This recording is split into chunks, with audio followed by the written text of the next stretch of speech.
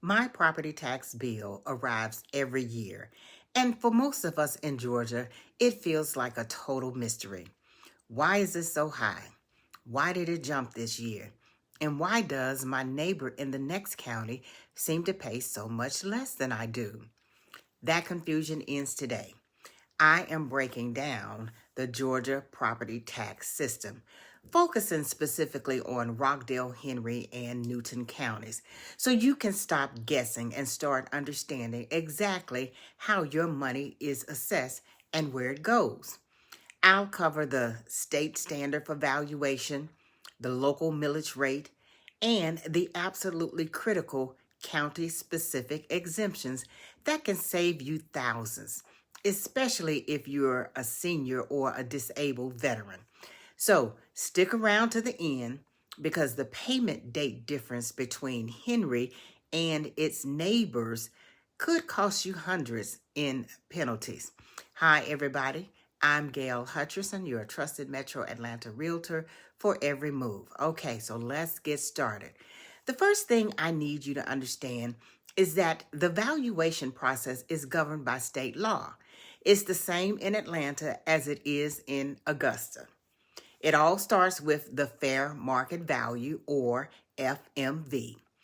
This is what your home would likely sell for on the open market as of January 1st of that tax year.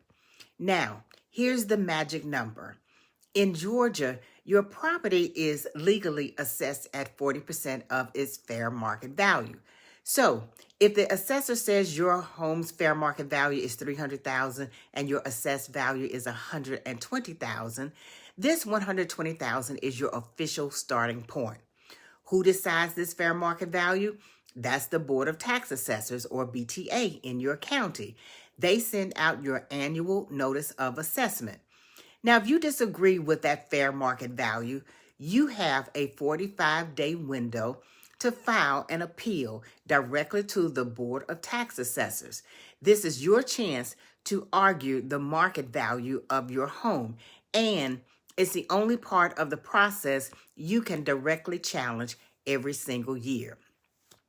Now that I have my assessed value, I move to the second step, the millage rate. This is where the local county control comes in, and this is where most of your variation happens. A meal. A meal is simply a unit of tax equal to $1 of tax per $1,000 of assessed value. Millage rates are set locally by three main bodies: the county commissioners, the school board, and sometimes a city council. All right, so let's take my example of $120,000 assessed value. If the total millage rate is 30 mills, that means I pay $30 for every $1,000 of value. That makes my gross tax bill $3,600. Now, I know what some of you are thinking, especially if you moved here from a state like California. You might be used to their Proposition 13 system, where your tax base is tied to your original purchase price and capped from rising by more than 2% a year. Here in Georgia, I need you to reset that mindset. Georgia is a millage rate state first. The state can reassess your market value every single year. If your assessed value goes up, your bill goes up, unless something stops it. In Georgia, that something is not a blanket cap on market value growth like Proposition 13. That something is your exemptions. This is why applying for it is the single most important action I need for you to take. Exemptions reduce your taxable value. The general homestead exemption is the first step. You must apply for it by April 1st in your county to get it for the current tax year. But there are much larger exemptions available, especially for seniors. Generally, when you turn 62 or 65, you may qualify for special exemptions, often with income limits that can significantly reduce or even eliminate the school tax portion of your bill. School taxes are the biggest part of your tax bill, So check your county's tax assessor website right now for their specific age and income thresholds. For our veterans, Georgia offers one of the most generous exemptions in the country. If you are an honorably discharged veteran with a 100% service-connected disability rating from the VA or compensated at the 100% rate, you are entitled to a large exemption, which is currently over $121,000 off your assessed value. This benefit extends to the unremarried surviving spouse, too. This is a massive tax benefit, and it's a statewide law, but you must file the paperwork with your county tax assessor in order to get it. Now, let's look at the local rules. Henry County is a perfect example of a powerful local benefit.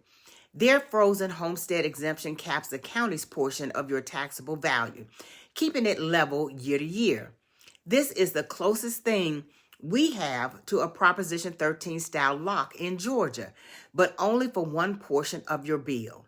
This is huge. Henry's specific benefit you won't find in Rockdale or Newton County, where you rely more heavily on the state's floating exemption to cap the growth of your taxable base. The final and potentially most costly difference between these counties is the payment date. Getting this wrong incurs interest and penalties, period. Most Georgia counties default to the state deadline, which is typically December 20th for the annual payment. But I always tell you to check your bill. Here's that critical warning. Henry and Rockdale counties have set an earlier deadline. Their payment is typically due in mid-November, sometimes as early as the 15th or 16th. That is a full month earlier than the state deadline. If I were a Henry or Rockdale County homeowner, I would mark that November date on every calendar I own. Remember, late payment in Georgia means interest, plus a state-mandated 5% penalty every 120 days up to a 20% maximum. This is why knowing your county's deadline set by the tax commissioner is just as vital as knowing your home's value. So to wrap this up, your property tax bill is a simple formula with complex inputs. Assessed value minus exemptions times the millage rate. Remember these three key things. 1, the value is always 40% of fair market value. 2, always apply for the homestead exemption by April 1st, especially if you qualify for senior or disabled veteran status. And 3, check your county's tax commissioner website right now for the official due date. Now, if you live in Rockdale, Henry, or Newton, please head over to your county assessor's tax website and your tax commissioner website right now to look up your specific exemptions and your exact due date. Now, if this video helped you understand your tax bill, please hit that like button and subscribe for more about Georgia real estate, community comparisons, home buyer tips, and neighborhood tours. Thank you for watching. I look forward to seeing you in the next video.